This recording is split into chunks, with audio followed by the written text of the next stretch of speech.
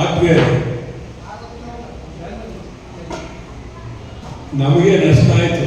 ಕಳೆದ ಬಂದರು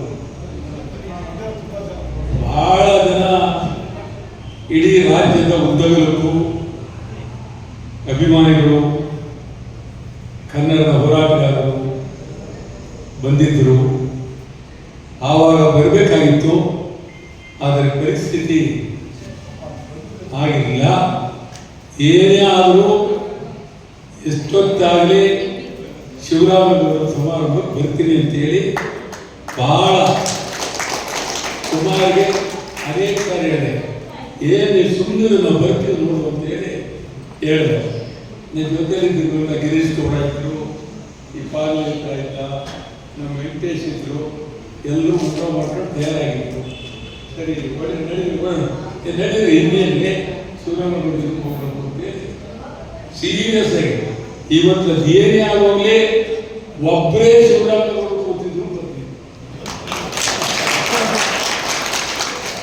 ಒಂದು ನಾನು ಕಂಡದ್ದು,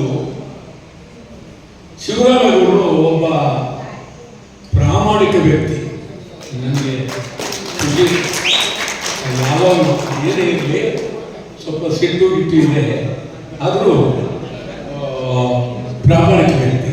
ನಾನು ನೋಡಿದ ಪೈಕಿನಲ್ಲಿ ನಾನು ಅನೇಕ ಸಾರಿ ಅನ್ಯಾಯಗಳಾದಾಗ ನಾನು ಯಾರ ಹತ್ರ ಮಾತಾಡಲ್ಲ, ಇವ್ರ ಹತ್ರ ಮಾತಾಡೋದು. ಈಗ ಅನ್ಯಾಯ ಆಗಿರಲಿಲ್ಲ, ಏನು ಸುಮ್ಮನೆ ಬಿಡೋಕ್ಕಾಗತ್ತಾ ಅಂತೇಳಿ ಯಾವುದೇ ಸಂದರ್ಭ ರಾಜ್ಯಕ್ಕೆ ಅನ್ಯಾಯ ಆದದ್ದನ್ನು ಮಾತನಾಡ್ತೀನಿ. ಮತ್ತು ಶಿವರಾಮೇಗೌಡರ ಜೊತೆಯಲ್ಲಿ ಇದ್ದಾರಲ್ಲ ಕನ್ನಡಿಗರು, ಸಂಘಟನೆಯವರು, ಪದಾಧಿಕಾರಿಗಳು, ಸತ್ಯವಂತರು, ನಾನು ನಿಜಕ್ಕೂ ಬಹಳ ಪ್ರೀತಿಯಿಂದ ಶಿವರಾಮೇಗೌಡರ ಬಳಗವನ್ನು ಅಭಿನಂದಿಸುತ್ತೇನೆ. ಶಿವರಾಮೇಗೌಡರು ಅದೃಷ್ಟವಂತರು. ಈ ಕಾಲದಲ್ಲಿ ಎಡಬಲ ಇರತಕ್ಕಂಥವರು ಪ್ರಾಮಾಣಿಕವಾಗಿರಬೇಕು. ಅದು ಶಿವರಾಮೇಗೌಡರ ಅದೃಷ್ಟ. ಬಹಳ ಪ್ರಾಮಾಣಿಕವಾಗಿದ್ದಾರೆ, ಏನು ಹೆದರ್ಬೇಕಾಗಿಲ್ಲ, ಅದ್ಭುತವಾಗಿದ್ದಾರೆ. ಒಬ್ಬೊಬ್ಬರ ಬಗ್ಗೆಯೂ ಮಾತಾಡ್ತೀವಿ. ಕುಮಾರ್ ಇದ್ದಾರಲ್ಲ, ಅದು ಈ ಜನ್ಮದಲ್ಲಿ ಅವ್ರು ಬದಲಾವಣೆ ಮಾಡೋಕ್ಕಾಗಲ್ಲ. ಈ ಜನ್ಮದಲ್ಲಿ ಎಂಥವ್ರು ನಮ್ಮ ಇವ್ರು ದೇವರು ನಮ್ಮ ಮಗು ಇಲ್ಲೇ ಇರ್ತಾರೆ.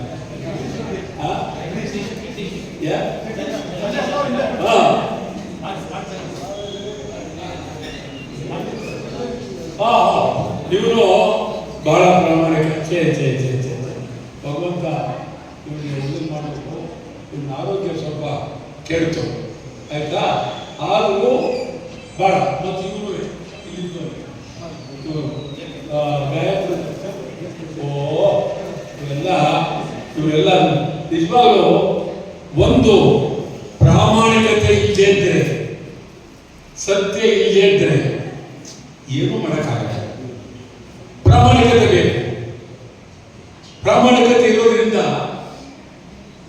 ನಾನು ನಿಮಗೆ, ನೀವು ಹುಟ್ಟೇ ಇಲ್ಲ ಬಿಡಿ, ನಿಮ್ಮ ಅಪ್ತಿರು ಹುಟ್ಟಿದ್ರು ಇಲ್ಲೋ ಗೊತ್ತಿಲ್ಲ, ಸುಮಾರು 50-90 ಸಿನಿಮಾ ಚಳವಳಿ ಕನ್ನಡ ಚಿತ್ರ ಬೇಕು ಅಂತ ಹೋರಾಟ ಆಗ್ತದೆ.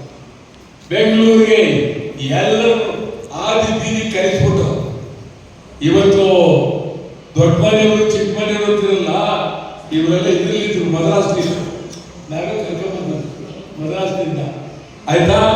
ಬಂಗಾರದ ಮನುಷ್ಯ ಇವ್ರು ನೋಡ್ಲಿಲ್ಲ, ನಾವೇ ಗಲಾಟೆ ಮಾಡಿ 2 ವರ್ಷ ಓಡಿಸಿದ್ದು. ರಾಜ್ಕುಮಾರ್ಗೆ ರಣಧೀರ ಕಂಡಿರೋರಿಗೆ ಚಿತ್ರ ಸಿಕ್ಕಲಿಲ್ಲ, ನಾನೇ ಚಿತ್ರ ಕೊಡಿಸಿದ್ದು. ಇಂಥದ್ದು ಸಾವಿರ ನಡೆದೋಗಿದೆ, ಗೊತ್ತಾಯ್ತಾ? ಅದು ಶಿವರಾಮೇಗೌಡರ ತಂದೆ, ಅವರು ಗೊತ್ತಿಲ್ಲ. ಇಡೀ ಶಿವರಾಮೇಗೌಡರ ಫ್ಯಾಮಿಲಿ ಕನ್ನಡ ಅರಸ್ ಕುಮಾರ್ ಅಂತೇಳಿ ಕನ್ನಡ ಚಿತ್ರರಂಗಕ್ಕೆ ಪ್ರಶಸ್ತಿ ಕೊಡ್ತಾ ಇದ್ರು. ಅವರ ಟೀಮ್, ಇವರು ಇಡೀ ಇವ್ರ ಮನಸ್ಸಲ್ಲೇ ಪರಿಚಯ. ಬಹಳ ಅದ್ಭುತವಾದ ವ್ಯಕ್ತಿ. ನಿಮ್ಗೆಲ್ಲ ಏನು ಹೇಳ್ತೀನಿ ಅಂತಂದ್ರೆ, ಈಗ ಕರ್ನಾಟಕದಲ್ಲಿ ಕನ್ನಡ ಉಳಿಸಬೇಕು. ಒಂದೇ ಒಂದೀಗ ಎಲ್ಲಿ ನೋಡಿದ್ರು ಪರಭಾಷೆಯವರ ಎಲ್ಲಿ ನೋಡು ಬೆಂಗಳೂರಲ್ಲ ಇಡೀ ರಾಜ್ಯದ ಉದ್ಯೋಗಕ್ಕೂ ದಬ್ಬಾಳಿಕೆ ಮತ್ತು ಆಡಳಿತ ನಡೆಸ್ತಕ್ಕಂಥ ಒಬ್ಬರಿಗೂ ಬೇಕಾಗಿಲ್ಲ ಕರ್ನಾಟಕ ರಾಜ್ಯ. ಒಬ್ಬ ಮಂತ್ರಿಗೆ ಬೇಕಾಗಿಲ್ಲ, ಒಬ್ಬ ಶಾಸಕರಿಗೆ ಬೇಕಾಗಿಲ್ಲ, ಒಬ್ಬ MP ಬೇಕಾಗಿಲ್ಲ, ಯಾರಿಗೂ ಬೇಕಾಗಿಲ್ಲ. ನಿಜವಾಗಲೂ ಬೆಳಗಾವಿಯಿಂದ ಚಾಮರಾಜನಗರದವರೆಗೆ, ಮಂಗಳೂರಿನಿಂದ ಕೋಲಾರದವರೆಗೆ ಕನ್ನಡ ಯಾರನ್ನ ಓದಿದ್ರೆ ಕನ್ನಡ ಪರ ಸಂಘಟನೆಗಳಿಂದ. ಇದು ಬಹಳ ಗಂಭೀರವಾಗಿ ನಾವು ಚಿಂತನೆ ಮಾಡಬೇಕಾಗಿದೆ. ಶಿವರಾಮೇಗೌಡರೇ, ಮುಂದಿನ ದಿನದಲ್ಲಿ ಒಂದು ಭಾರಿ ಹೋರಾಟ ಬೆಂಗಳೂರಲ್ಲಿ ನಡೀಲಿ. ಲಾಠಿ ಚಾರ್ಜ್ ಆಗಲಿ, ಟಿಯರ್ ಗ್ಯಾಸ್ ಆಗಲಿ, ಹೊಡಿಲಿ, ಜೈಲಿಗೆ ಹಾಕಲಿ, ಅದೆಷ್ಟು ಆಗ್ತಾರೆ ನೋಡಿ. ಗಂಭೀರವಾಗಿ ನಿಂತು ಚಿಂದಿ ಪರಮಾಶ್ಚಿತ್ರಗಳು ಬೇಕಾಗಿಲ್ಲ. ಒಂದು ಚಿತ್ರ ಕರ್ನಾಟಕದಲ್ಲಿ ಓಡೋದು, ಕನ್ನಡ ಚಿತ್ರ ಓಡಿದ್ರೆ ಓಡಲಿ, ಇಲ್ಲ ಬೇಡ. ಪರಮಾಶ್ ಚಿತ್ರಗಳು ಒಂದು ಓಡೋದು ಇಲ್ಲಿ ಕನ್ನಡಿಗರಿಗೆ ಉದ್ಯೋಗ ಏನು, ನಾವೆಲ್ಲ ಏನು ಯಾವತ್ತವಾಗಿ ಹೋರಾಟ. ಈ ದೃಷ್ಟಿಯಿಂದ ಶಿವರಾಮೇಗೌಡರೇ, ಮುಂದಿನ ದಿನಗಳು ನಾವು ಮುಳ್ಳಿನ ಮೇಲೆ ನಡಿಬೇಕಾಗುತ್ತೆ. ಆದರೂ ಚಿಂತೆ ಇಲ್ಲ, ರಕ್ತ ಬದಲು ಚಿಂತೆ ಇಲ್ಲ. ಕನ್ನಡಕ್ಕಾಗಿ ಹೋರಾಟ. ನಾನು ಅನೇಕ ಸಾರಿ ನಿಮ್ಗೆ ಹೇಳ್ತೀನಿ, ಇದೊಂದು 10 ವರ್ಷ ಆದಮೇಲೆ ಎಲ್ಲಿ ನೋಡ್ತೀರಿ ನೀವು, ಎಲ್ಲಿ ನೋಡೋಕ್ಕಾಗುತ್ತೆ, ಎಲ್ಲೋ ಒಂದು ಕಡೆ ಕೂತ್ಕೊಳ್ತೀರಿ. ಗೊತ್ತಾಯ್ತಾ?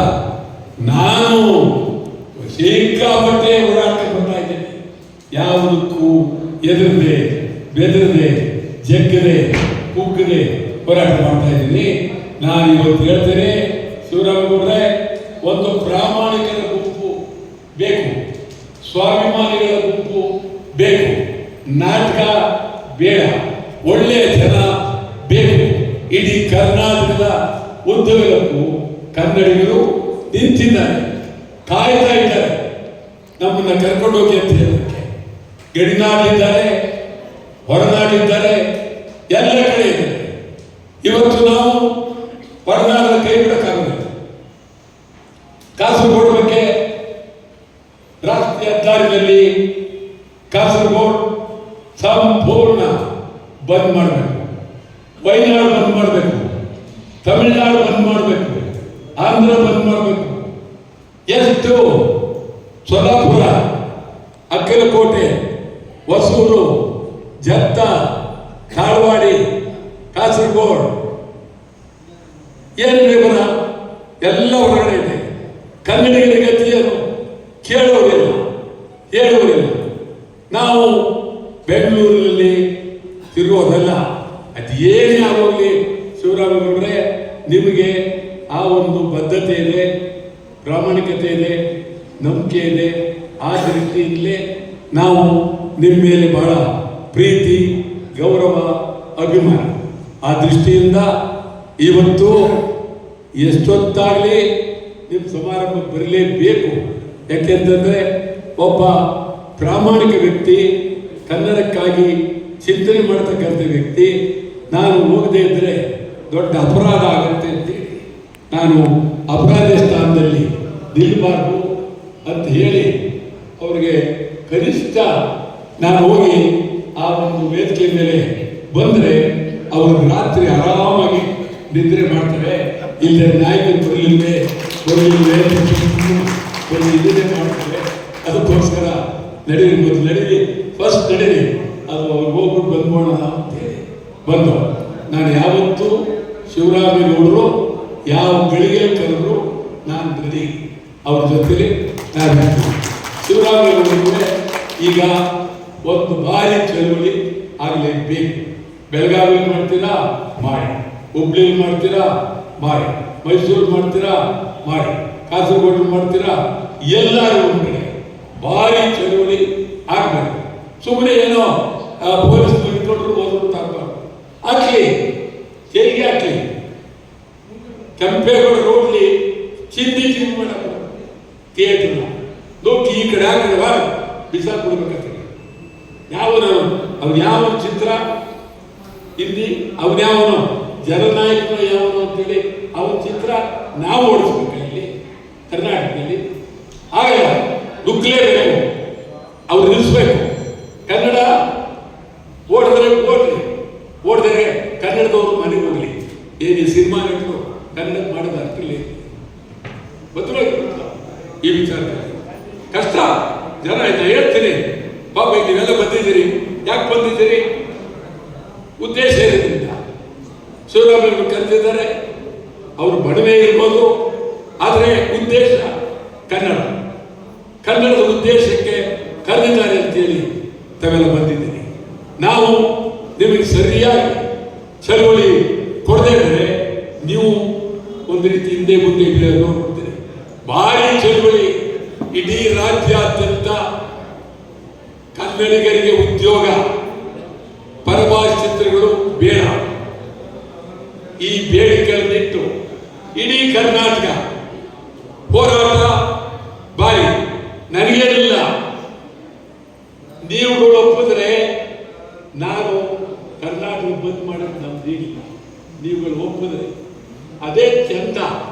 ಬಂದ್ ಮಾಡಿದ್ರೆ ಗಲಾಟೆ ಆಗಲೇ ಪೊಲೀಸ್ನವರು ಬೀದಿ ಬರ್ತಾರೆ, ಎಲ್ಲರೂ ಬೀದಿ ಬರ್ತಾರೆ. ನಾವು ಭದ್ರವಾಗಿದ್ದೀವಿ ಅಂತ ತೋರಿಸ್ಬೋದು. ಇಲ್ಲಾಂದ್ರೆ ಏನು ತೋರಿಸ್ತೀರಿ? ಏನು ಕಾರಣ? ಕಾರಣ ಏನಿದೆ? ಯಾಕೆ ಮಾಡ್ಬೇಕು? ನಮ್ಮ ರಾಜ್ಯ ಹಾಳಾಗ್ತಾ ಇದೆ. ಕನ್ನಡಿಗರಿಗೆ ಉದ್ಯೋಗ ಕೊಡಿ, ತೀರ್ಮಾನ ತಗೊಳ್ಳಿ. ಕನ್ನಡಿಗರಿಗೆ ಉದ್ಯೋಗ, ಕನ್ನಡ ಶಾಲೆಗಳಿಗೆ ಅನುದಾನ, ಹೊಸ ಕನ್ನಡ ಶಾಲೆಗಳಿಗೆ ಅನುಮತಿ, ಈ ಒಂದು ಬೇಡಿಕೆಗಳನ್ನ ಹಾಕಿ ಶಿವರಾಮೇಗೌಡರೆ 15 ದಿನ ರಾಜ್ಯ ಟೂರ್ ಮಾಡೋಣ. ಒಂದು ದಿನ ನಿಮಗೆ ಮೆರವಣಿಗೆನೂ ಮಾಡೋಣ.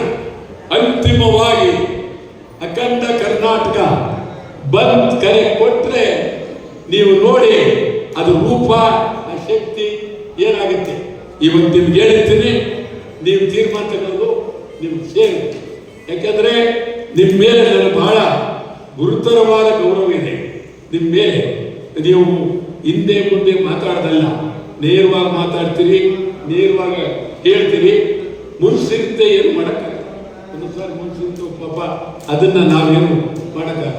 ನಾವೇ ಹೇಳ್ತಿರ್ತೀವಿ, ಇವ್ರು ಗಿರೀಶನ್ಗೆ ಏನೋ ಮುನ್ಸ್ಕೊಂಡು ಇರ್ಬೇಕು, ಸುಂದರಯ್ಯ ನಾಳೆ ಮಾಡುವ ಅಂತ ಹೇಳ್ತಿರ್ತೀನಿ. ಆಯ್ತಾ? ಅದು ಇರುತ್ತೆ ನಿಮಗೆ. ಶಿವರಾಮೇಗೌಡರಿಗೆ ಮುನ್ಸಿದೆ, ಅದರ ಪ್ರಾಮಾಣಿಕತೆಗೆ ನಿಜವಾಗಲೂ ಶಿವರಾಮೇಗೌಡರು ಒಳ್ಳೆ ನಾಯಕರು, ಸಂತೋಷಪಟ್ಟು. ಅದರಿಂದ ಅವರಿಗೆ ಭಗವಂತ ಒಳ್ಳೇದು ಮಾಡಲಿ, ಕನ್ನಡ ತಾಯಿ ಒಳ್ಳೇದು ಮಾಡಲಿ, ಆರೋಗ್ಯ ಚೆನ್ನಾಗಿರಲಿ.